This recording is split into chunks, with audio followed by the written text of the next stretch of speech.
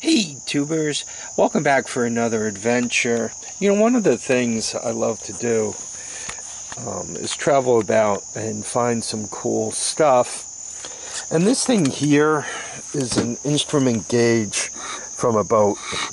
I got it from P&T Surplus, and the story on it is a friend of his had a boat forever, lived in New York, used to park it on the Esopus Creek. And as time passed, the boat became gone, and he never used this instrument panel. And you could see it was a two-engine boat, right? You got a pair of RPM, miles per hour. You also have a pair of quartz meters for how many hours the engine's on them, a clock, fuel gauge in the center, pair of temperature, pair of oil, pair of battery. Obviously, it all runs on 12 volts right out the back there. I just thought this was cool to have. He got me $30 for it, and quite honestly, the two hour meters would have been the best part of that. What are there? 5, 10. There are 13 gauges in this thing, so I thought that was a really great deal.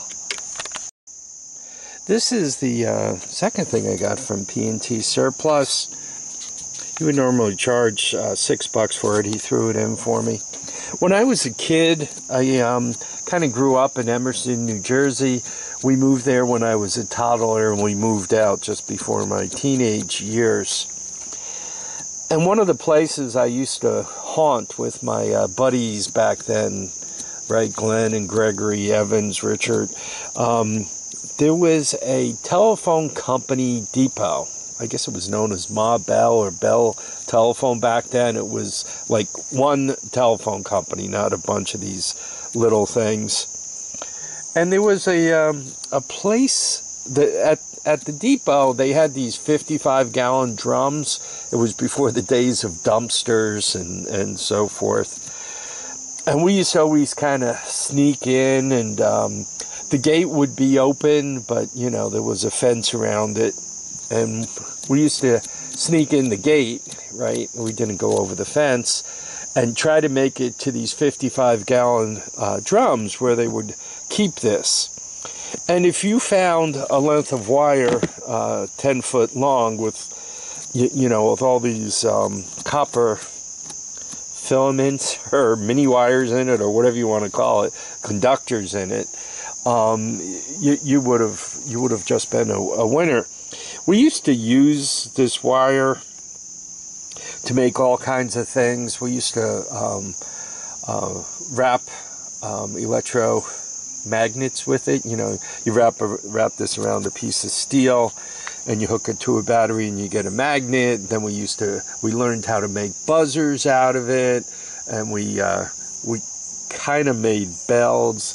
You know, we kind of had the clapper hit a tin can. So one of us got some science book from the library, and we had all kinds of experiments. But once again, as a kid, it would have been a big deal to find this.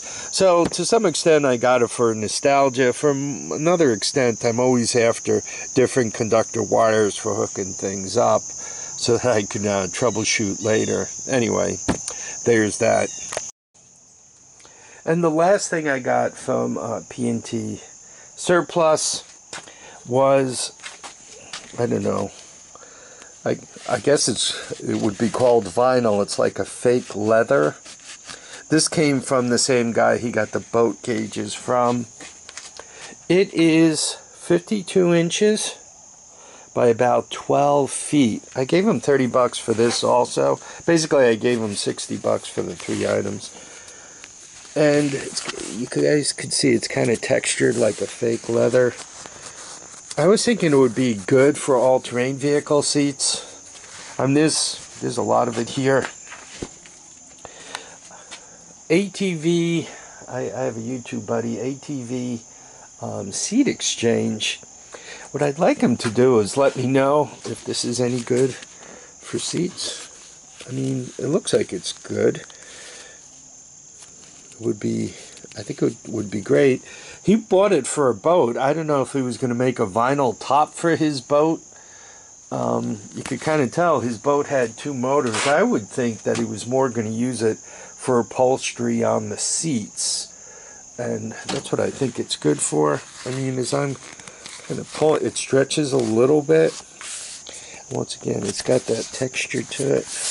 I think it'd be great for all-terrain vehicle seats. Once again, I'm not an expert on making seats. I just patch them. So if my buddy ATV Seat Exchange could tell me. My wife's grandparents used to do vinyl seat upholstery back in the old days. Vinyl was dirt cheap. I don't know if anybody's bought this stuff lately. It seems to have gotten quite expensive. But anyway, there we are. Some seat coverings.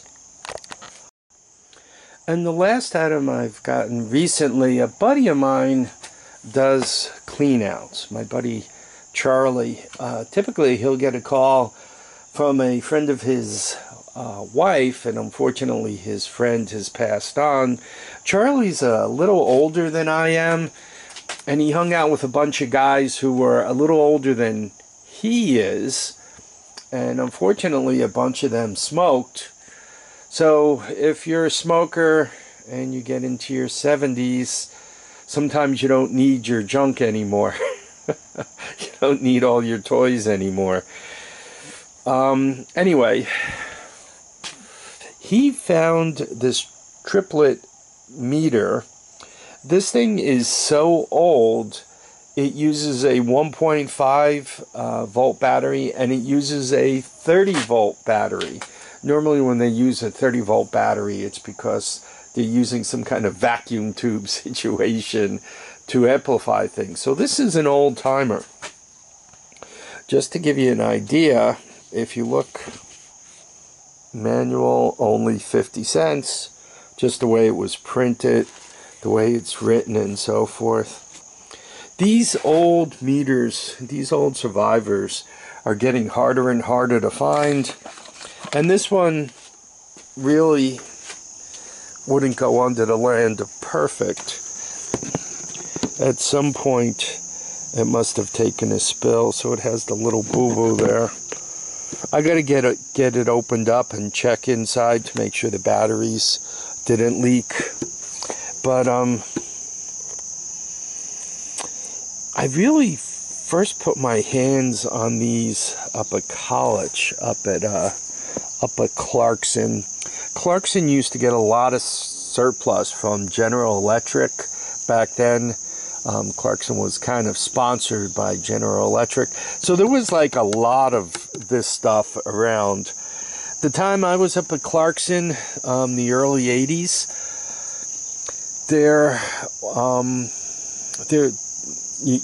was some LED displays, those red LED displays. There was no liquid quartz, and the red LED stuff was expensive. Even just an ordinary LED was expensive. They were as much as $1 or $2 back then.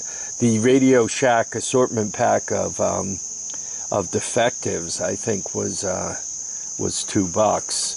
I think you got 10 in it. So just to give you an idea how expensive LEDs were back then. So that's the first time we used these, and some of them, the really fancy ones, would have a mirror back here. So as you looked at them, you made sure you weren't like looking at it side to side. That way you knew you were looking straight down on it, because you only saw one image through the mirror. They did everything possible to get as much accuracy out of the readings on these. Anyhow, I hope you guys enjoyed this video. You took a little walk down history's way, and a little walk through the early years of Harvey Spooner, I guess. Anyway, I'd like to thank everybody who dropped by to watch. Comment, subscribe. Please remember to keep your feet down, your heads up, and get out there and enjoy each and every day. If my buddy from ATV Seat Exchange could tell me if this cloth or if this vinyl is any good. Here, listen. Maybe you could tell from the sound of it if it's any good. Anyway, once again, everyone, thanks for watching.